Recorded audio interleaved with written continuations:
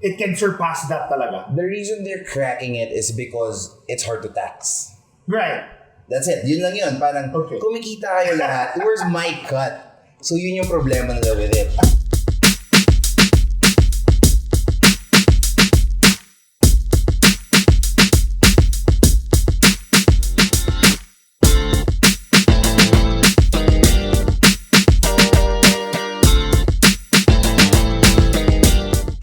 Good evening, everyone. I am Equivias, and welcome back to the Tuesday sessions, where we invite esteemed guests from different industries and talk about interesting topics we feel everyone would enjoy.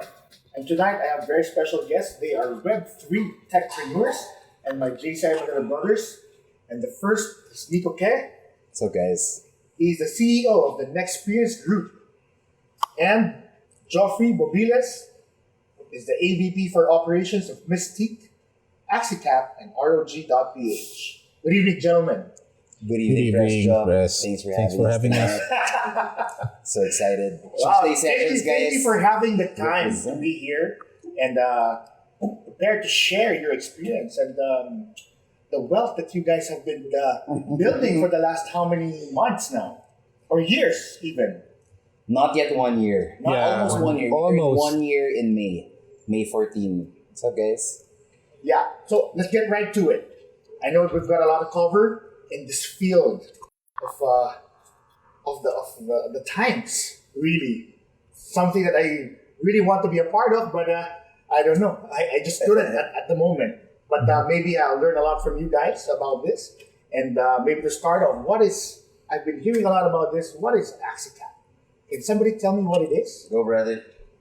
Axie Cap actually, we are collecting P2E or NFTs that has a play to earn aspect. And we built that company simply to, because we had a lot of... Wait. Let's break it down. Yeah. You started with the phrase, it is A play to earn. a play to earn platform. No. It's NFT. It's a play to earn NFT. NFT. It's a play to earn NFT. You get to play with them, then you earn Okay. some tokens that you Because can... we suddenly went into another term Yeah. that I think needs some explaining, which is NFT, Yes. right? So, what is NFT now? If we are to define if we are to describe what Axie Cap is, maybe I should know first what an NFT is. Yeah, it's non-fungible token. Okay, guys. NFT is a non-fungible token. Pwede siya maging picture, it could be music, it could be whatever you can upload. What Okay, you can upload or what you can create. what you can create, anything. As long as it's a file, it becomes permanent and It's unique. it's unique. So ang Axie Infinity, it's a game, diba? But back at the very core, those monsters, That I didn't individual know. monsters are NFTs. So it's a game. It's a Axie Cap game. Infinity is a game, and then you form this company that plays that game. Yes. And the players create the NFTs. No. Okay. Players, ganito, explanation Bring yan. it down again, guys. Let's start with what Axie Infinity is. Okay. Axie Infinity is a play-to-earn game. Okay. Why is it play-to-earn? Alright. Kasi the monsters in that game are actually NFTs. So tayo, There you go. I want to get now into it's this.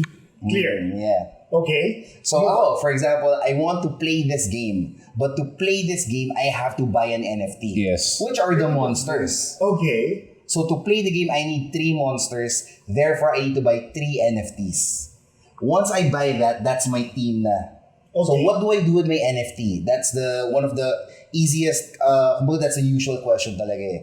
Anong gagawin ko with that NFT? It's just a picture. So the so the P2E NFTs, medyo sumikat talaga siya. Because this time, it's not just a picture.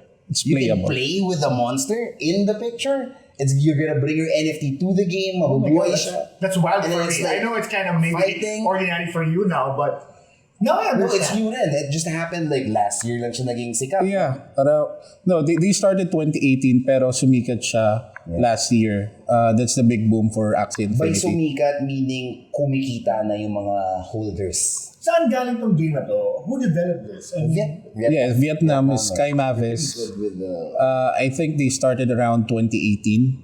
back then it's just like $5 per NFT. Okay. And then I think the pandemic, maraming nagawa yung pandemic na discover sa dito sa Pilipinas early 2020. Pero the big boom was 2021 around April and May. Q2, start of quarter. Yes. Sakto sa pasok natin. Okay. So, I think I've been hearing about this around that time nga there's this Axie Cap. Axie Cap. That's the name of your group. Yes. yes, the company. Okay. So Axie Infinity is the game. Axie Capital is the company we built for that game. Wow. Now we want to create this school na all these displaced workers, parang instead of umasa sa ayuda, instead of mawalan ng trabaho, they will just play their games, not go out their house para maging habal driver or get exposed to COVID. Yeah, Just during gonna the stay at lockdown. So home, that's the origin play of and earn money. this Axie Cap that you formed. Yes. Because you had people, you had employees before, Displaced workers. Yes. displaced workers, and you had to tell us the story. By the hundreds. Given our backgrounds, ROG, an experience group, we're companies that's really working with a lot of employees. A lot of people. Like for me, lifeguards. And your industries, your lifeguards and Shop attendants. shop attendants, These mga are all, computer these are the shops. businesses that were quite affected Yeah. by the pandemic. Yes. Kasi wala lockdown, no?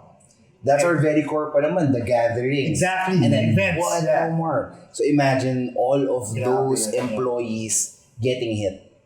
And then ang hingin nila ayuda. But it's going to last them what? Yeah, it's not Less than a sustainable. month for And sure. even for you guys, it's not sustainable. So, sino nakita? Who found this Axie Infinity? And then who thought of, why don't we just build this and have our employees be a part of this? Ako, to be honest, I first heard about Axie Infinity, JCI in Manila talaga. Oh. That's why it's very close to my heart. JCI has really changed my life. I met a lot of people within the less than 1 year. I thought you were the one who... No. Okay. I was just the crypto noisy guy. Before I was in NFT, I was just like, oy, kulit ng Axie Infinity. I heard it from Carlos. Yeah. And then Geoff here from ROG has been planning it na pala way back. Actually, The operations, pretty intense. Sorry, dude. Axie Infinity was introduced sa akin by one of our co-founders, which is Benji Florentino. Okay. And then he showed me that. Sabi niya, Geoff, I think may potential tong game na to. Then we did the R&D for at least 4 or 5 months. Then back then, we already have parang business proposals, but it didn't push through. And then, Parang yung business proposal. Well, you may share yun. siguro hindi. Coins.ph, pare. I know mga kat yun. Let's see. Then there was a proposal. There was a proposal ready na. And then timing may nangyari kasi it was in one of our events in JCI. Talk to a champion, and then one of the breakout rooms. We were sharing stories, and then I think Chair Jason Piliones and then Direct Andre Bernardo was there. They were asking me, so Geoff, what are you into right now? Sabi ko, nothing much. I'm just doing some play to earns and this and that. Alien, I forgot the name, and then Alien Worlds, and then Axie, and then cool. Sabi nila ganyan. Naka-join ka na ba sa crypto group? Sabi ko hindi ka. I didn't know back then that there was a crypto group. Then after the event, after Talk to a Champion, they invited me in the crypto group. And then some of our brothers and other members were starting to ask, what is this? What is that? And then nagpa-flood na yung chat group. And then they decided to create a new room or a new GC for NFT only. And then afterwards, I told them that we have this proposal na. Then we set up a meeting with our JCI brothers. And then on that meeting, I've met Nikko Que. And then, of course, we have Benji Florentino. And one of our other founder, Miko Med. And then that meeting afterwards, di natapos na siya. apat na interesado na super interested or bullish on that, then yun nabuo na kaming apat. Nabuo na kayo. And then next thing you know, after that, with the other brothers that we have, collectively, we were able to generate jobs for at least 1,000 individuals. Yeah. That's really the beauty of it. Well, at least from my standpoint, I don't really know, the business side of it, but the humanitarian side of it, where you provided these opportunities. That's para for me, that's priceless. You were able to get jobs at this time, of the pandemic. Yeah, it's really... So thousands talaga yung mga... collectively, within our... Siguro at least lang yung 1,000 na yun. And then I think parang there are a lot of other brothers who got into it, right? Who parang went and parang joined the group. Tama ba yun? Or kumbaga, we made a school, pero that doesn't limit naman anyone from making their own schools. So that's what happened. Parang here's a working model. Let's all keep making schools. Let's all keep helping these displaced people. So ang ganda, there was a time sa thread, puro screenshots of people, their scholars saying thank you, it helped me do this and that. So it was very heartwarming. There are other groups na within GCI. Yes. Not just Axie Cap. Oh, We were just the first and loud lang siguro. Yeah. well, I'm not familiar with the others. Yeah. The best thing about it is everybody sharing information, helping out each other. There's hindi ba competition? No. That's Web 3. Yes. That's the best part. Wow, The more we help each other, kasi that's what's happening with the space right now. That's what Web 3 is. The network It's a more effects. utilitarian environment. The more you're present, the more you're helping others. That's the more na parang you get to control your average users. Okay. You get to find out the best practices. Kasi this is a space na hindi pa siya figured out. So it's really all about, if I want to succeed in anything, I'm gonna have to collaborate. I'm gonna have to think about network effects. I'm gonna have to understand this from other people. Kasi wala no one knows the right answer to anything in this space. And I think that's what got the brothers together. And seeing all the good effect na parang, thank you sir, na napag-aral ko yung ganyan-ganyan ko. So I think that what inspired a lot of people to build their own schools, to actually keep scaling up. So I guess with the other groups, they also have hundreds of students. And, I mean, they call them students or Scholars. The term is scholars. Scholars, yeah.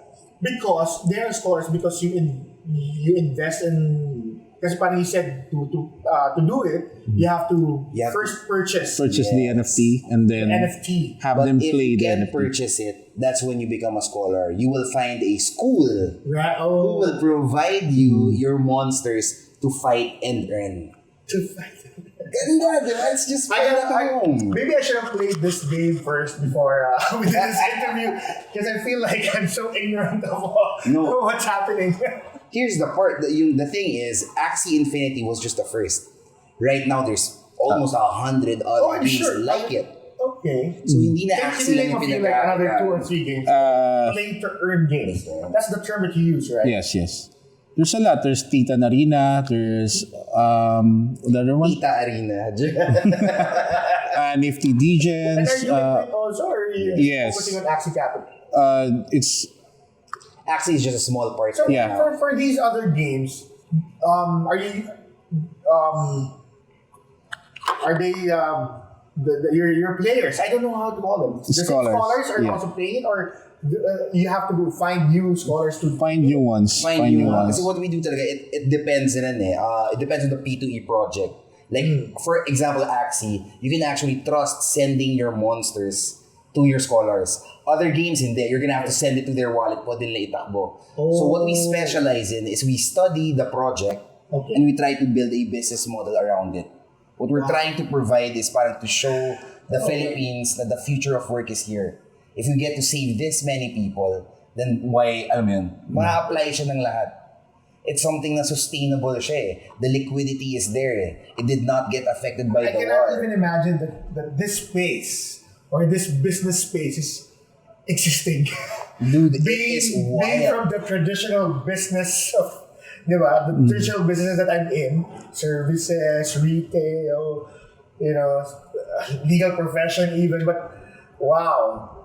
And it's wild that I think people are helping out each other and they're not into competition. Yes. I think that's there's so much beauty in that. I think that's what's happening pa. If you're the type na parang you're too competitive or you want to be I'm the Axie killer, usually yung pa yung bumabagsak. It's because it's all about unity in Web3. It's like sino ba yung users mo? Because it's not centralized. Web3 it's everything decentralized. Walang boss. Code is always king. So if merong mag-king ship dyan, i-attack ka talaga ng Web3 because that's not what it was built around. And do you think that's really the future? That's sustainable? That kind of setup or model? For me, transparency is always, it's everything. I don't trust, parang it's hard to trust human nature na compared to code. Ito, code, it's unforgiving though. If tanga ka, susunod ka. But if you play it well, maraming tanga. Hindi, kasi marami talagang, if you just send ETH to a BTC address, it's gone forever. If you send 10 ETH, ganun lang siya. Wala kang hahabulin. That's the difference with centralized and decentralized. If it's centralized, alam mo kung kanino ka, oy, nanakawan ako. Help me, balikan. There's like contract and shit. But in Web3, that's pure code. Makikita ng mga tao who got it, who owned it before. So I think that transparency, that is the future. That smart contracts right there, wala kang madadaya. Trustless system. And for me, I'm more comfortable. Can our government systems be a part of this? Transparency. Usually, government is against it. Government is like the main centralized thing. The regulator. So usually, the central regulator, the figure. Kasi pag decentralized, it's hard to tax. There is no KYC. Who is 10683BFG? Alam mo yan. So talagang hands are tied once you jump in the decentralized world of Web3. Which for me, parang pirate eh. You know, it's the 7 seas. You're exploring it. Nobody knows the true answer. So lahat kayo, oy, harap tayo ng mga different ways to survive the seas. Okay, I've always been interested. But how do you monetize? I'm sorry, but I have to ask, what is the business side of it? How do you monetize? Or where does the value come from? When you create NFTs, or where does the money come from in this kind of model? Explain the liquidity stuff. Yeah. No. You're the expert when it comes to that. I mean, in the most simplest way, because there's a game you play to earn, but how do you earn? Where does the value come from? May mga ibang setup na kasi ngayon na if you buy an NFT, nanganganak siya ng crypto. Hindi naman siya weird question, right? No. Because I don't understand. Kasi for example, in trade, you know, there's a phone, get a phone, it costs you put a value to it, you put a price to it. Here, what's the product? It's the demand for the project. So first, marami siyang avenues of making money. For example, you have an NFT.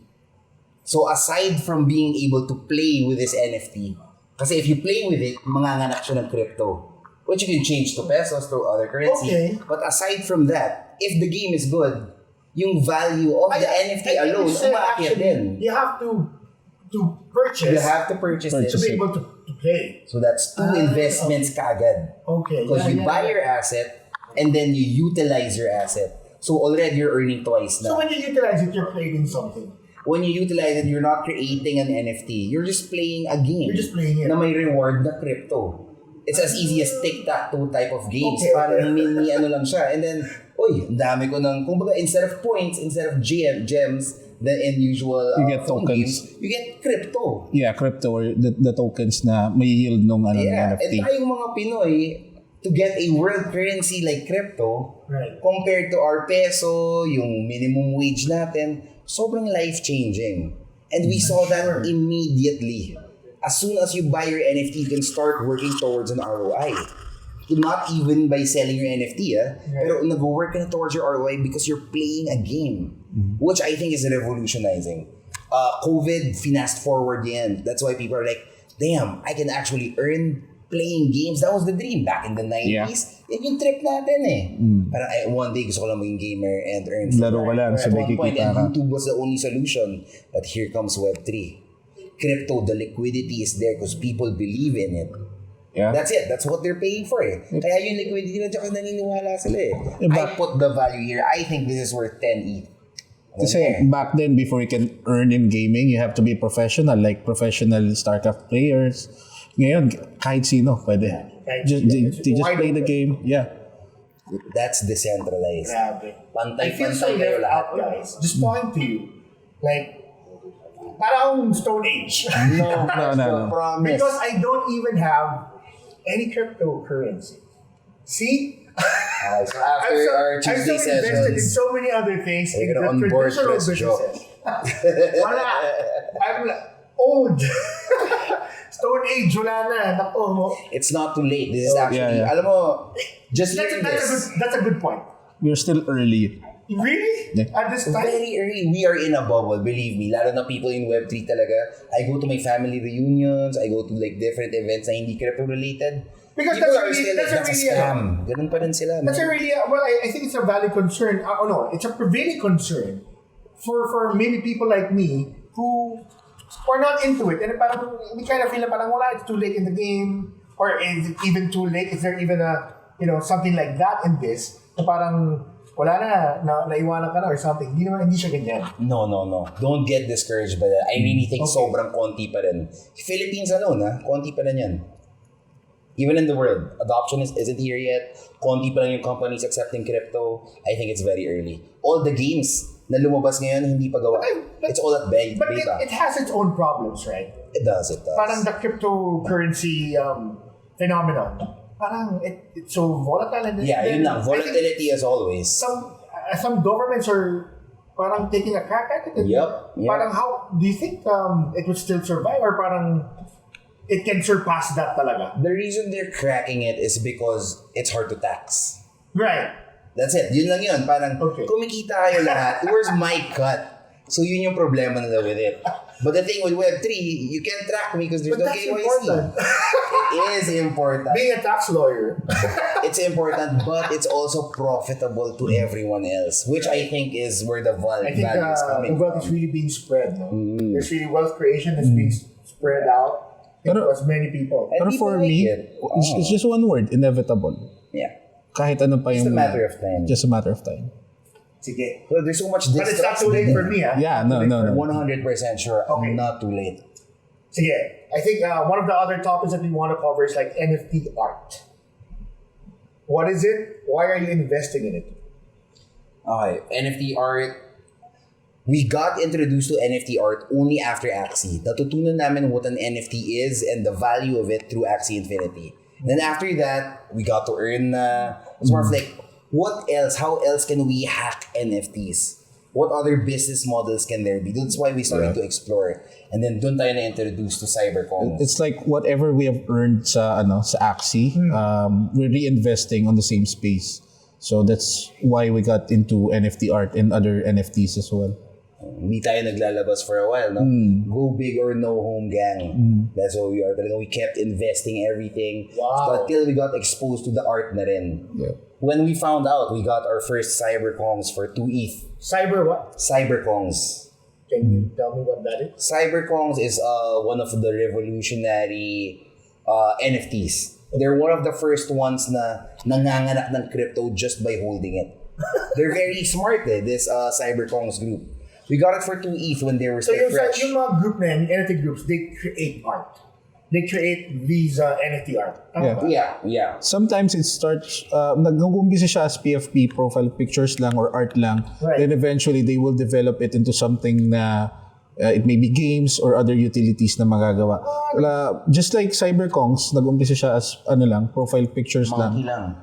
Yeah, I think yun nga yung mga alam ko eh. Pero nag-develop na rin siya into games and yes, other... into sandbox, right? Yeah. That's the NFT Wow. field talaga. It's more, how does parang it sky's become the more than limit just yan, a ano? picture? Yeah. There's really no saying na it's just this one and... It's always And gonna start with a picture lang.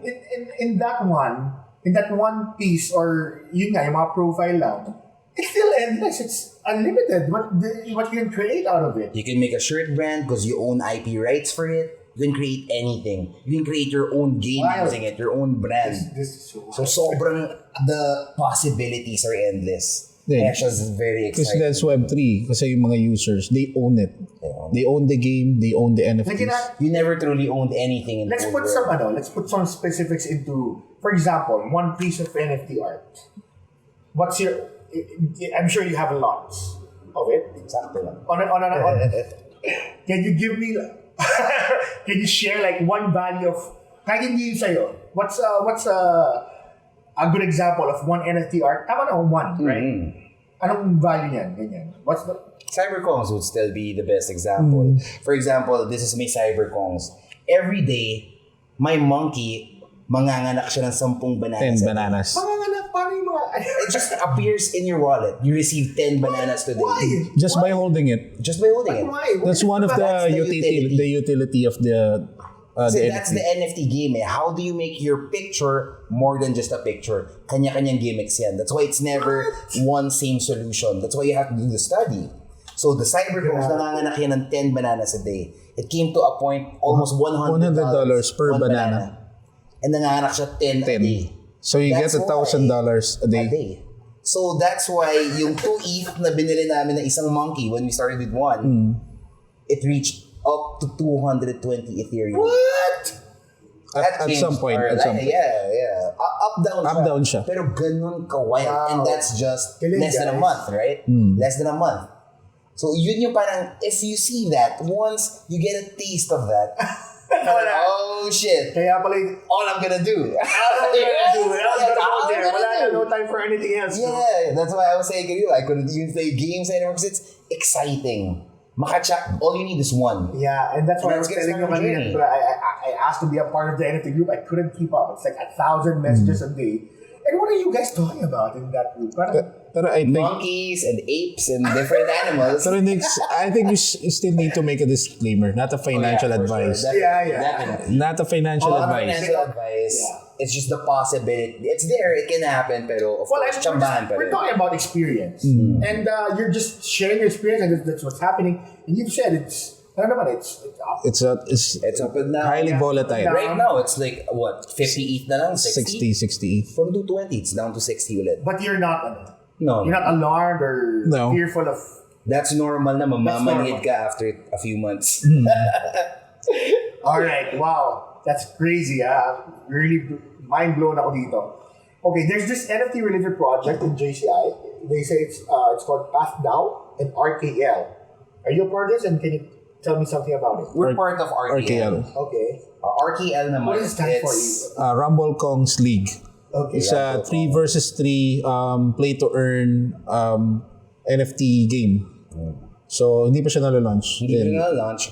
RKL is Web3's NBA. Wait, kayo ba nag-create ito? No. No. We're just I think we're the only Asian group who has an entire club Okay. in RKL.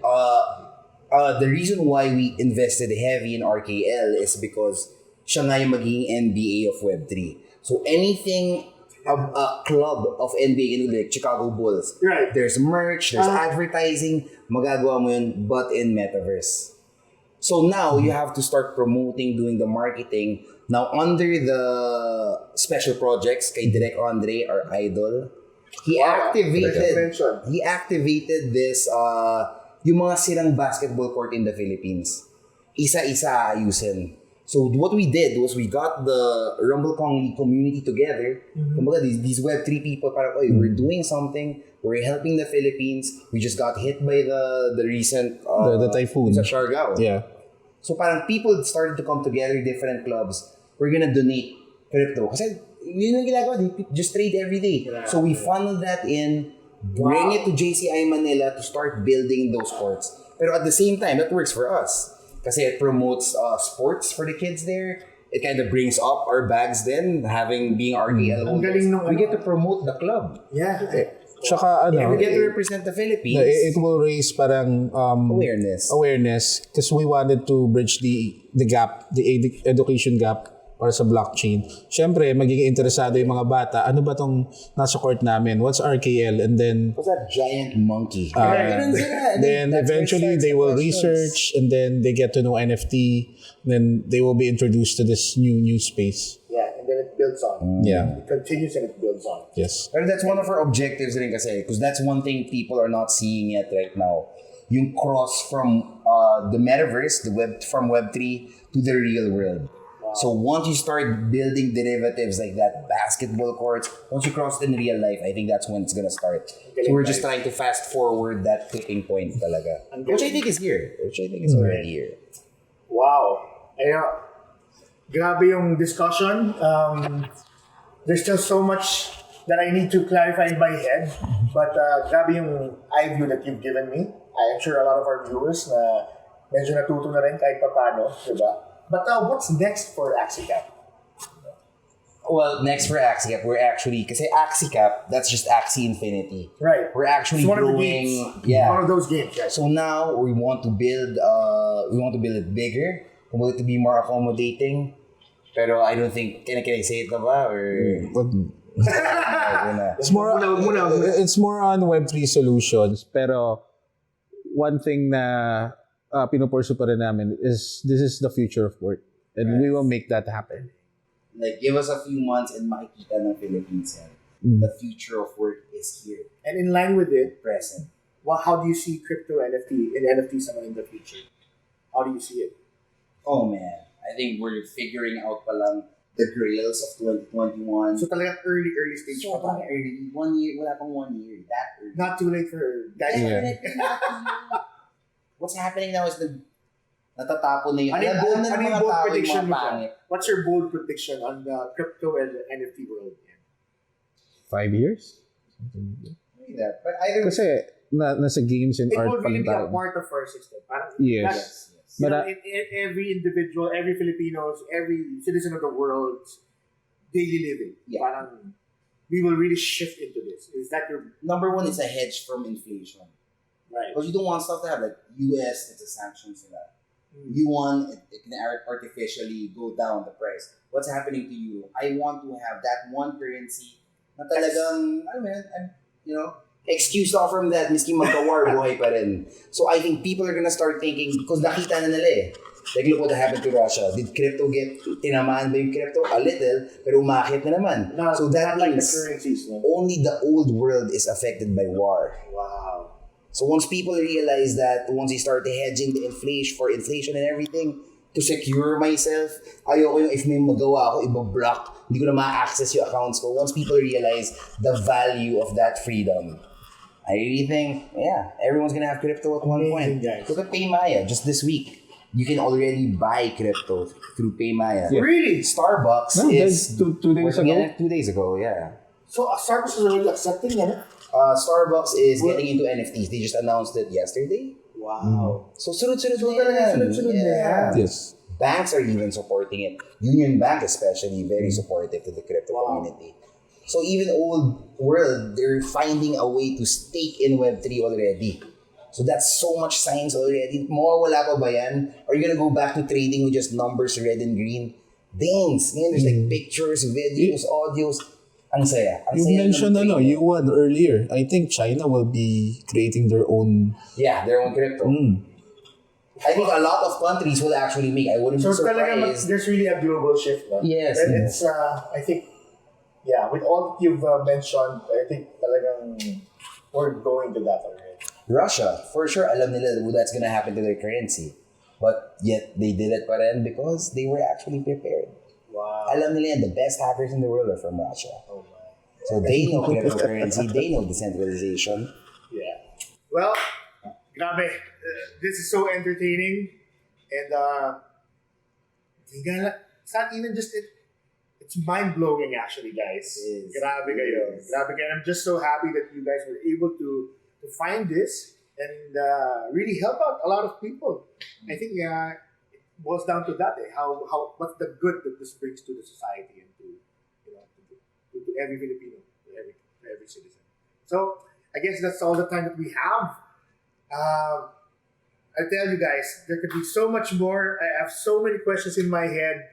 Parang it's just the tip of the iceberg, I guess. We'll see you next Tuesday. We're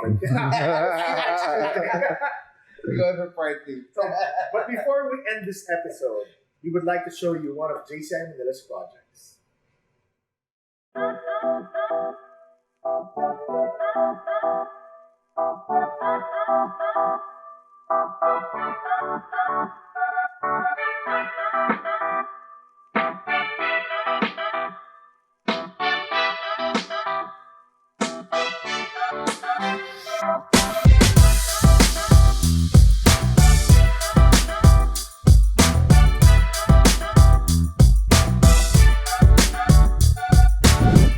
gusto namin ipaalam sa mga Filipino people na this will be the future of work. With the help of JCI, nangyari lahat tong initiative na to. They're the ones helping to run things, making sure all the logistics goes fine all over the country. The project aims to provide awareness para sa youth, no, with regards to the NFT community. And for us, JCI Manila, to provide a dignified place to play, no, para sa youth natin. And we think that this project, Every Court Can Dream, is a perfect first step into helping our youth find a safe place where they can build their skills and hone their talents and channel their energy into a positive avenue. So hopefully this is just the beginning and we get to attract way more people, not only into NFTs and crypto, but to JCI Manila. Home court. Home.